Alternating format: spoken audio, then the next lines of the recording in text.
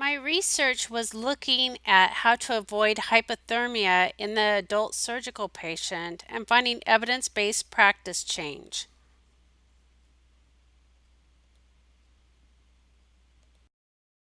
Step 1. Assess the need for change. Why is this important? As a clinician who has worked as a perioperative nurse most of her career, I have witnessed adults who have undergone general anesthesia for surgical procedures and their vulnerability of a decrease in core temperature leading to inadvertent perioperative hypothermia. These patients often experience this adverse complication that can often lead to poor outcomes.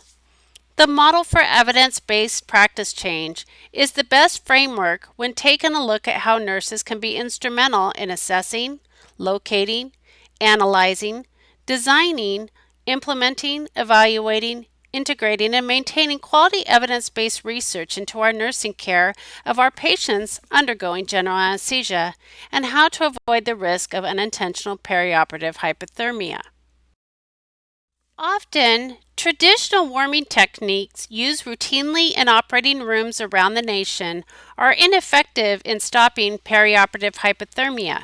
Two recent studies showed that 35% to 75% of patients who underwent long surgical procedures arrived at ICU hypothermic.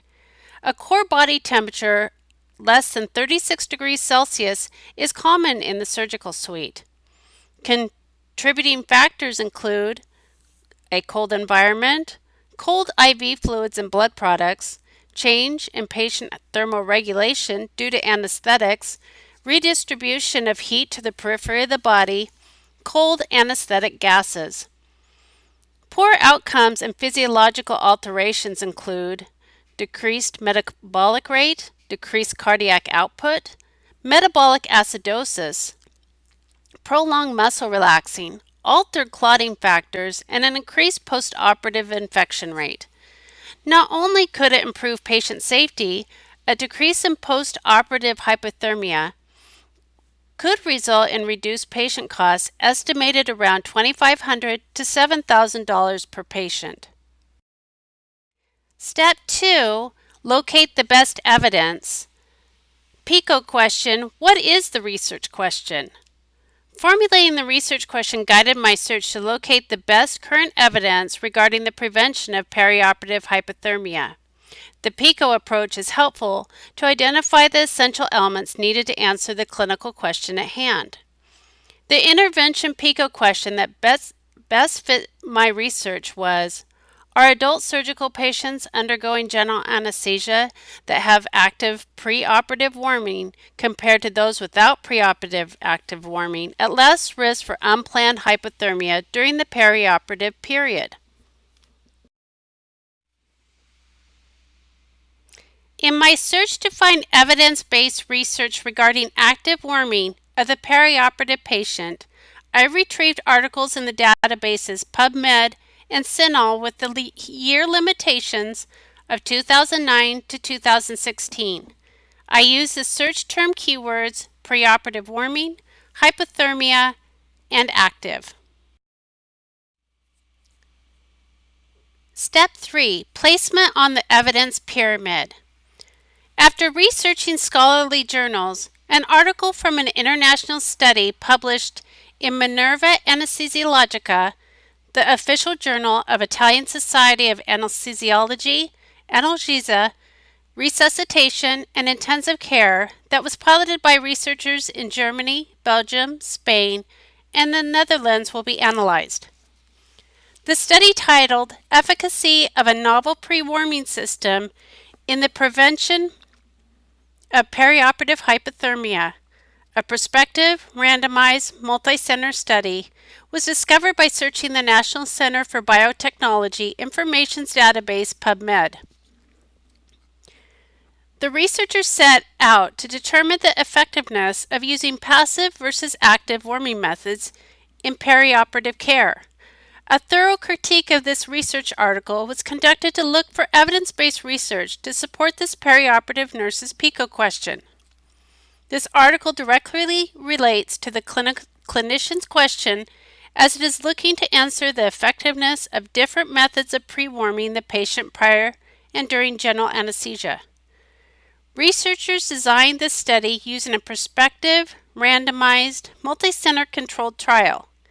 A prospective study was chosen because it is the best design, establishing relationships between your outcome of interest and exposure variables, while participants are studied over a period of time.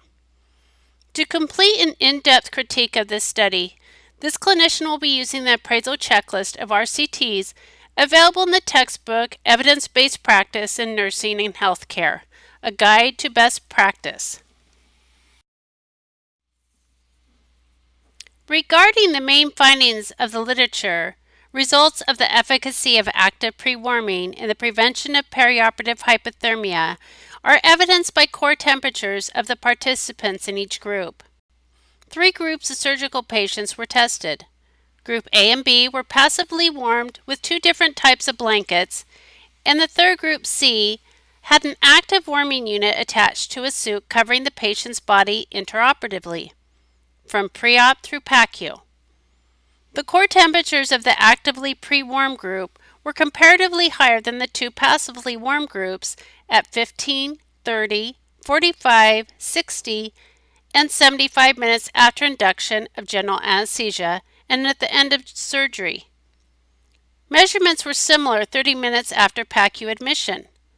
The actively warm group's oral temperatures were significantly higher than both passive warming groups A and B.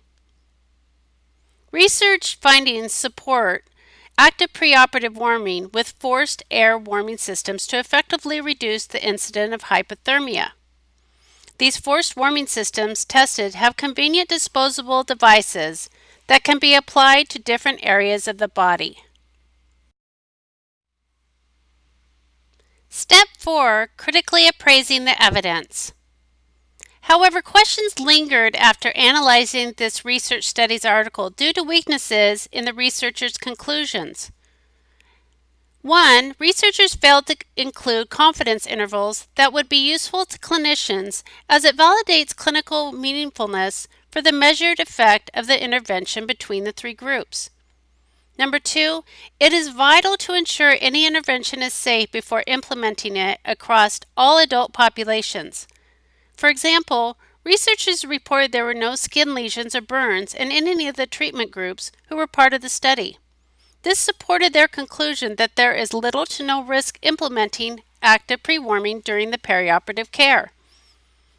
Although because of the narrow adult population involved in this study, more research regarding actively pre-warming patients going to surgery would need to be conducted on diverse populations.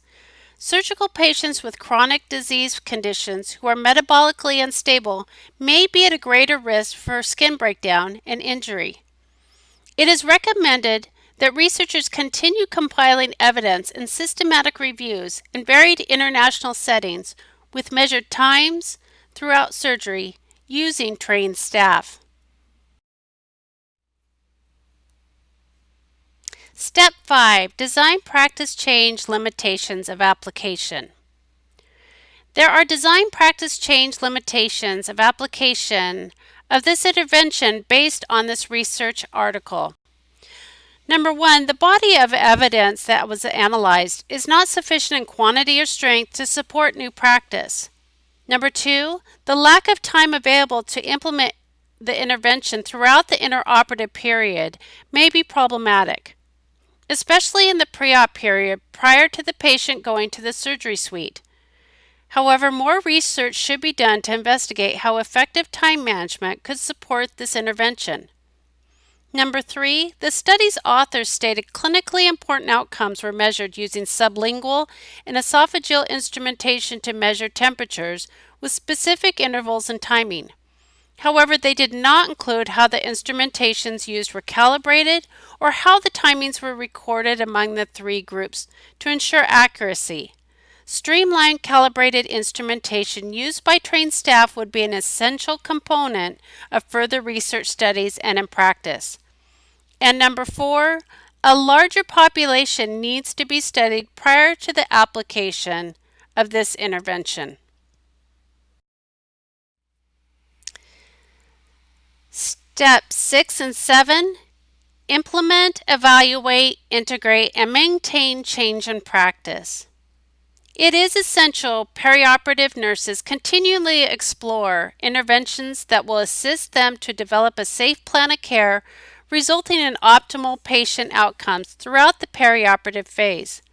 Critiquing this study uncovered beneficial evidence relevant to nursing practice regarding application of active pre-warming throughout the perioperative phase and thereby achieving normothermia in the subjects studied.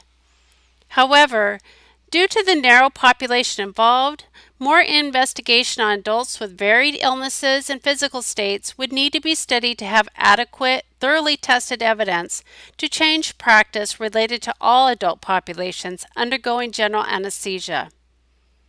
Further scholarly evidence-based research of interventions that support normothermia is the key to advancing surgical nursing practice and delivering the highest level of care of patients to decrease poor outcomes related to perioperative hypothermia in all surgical units.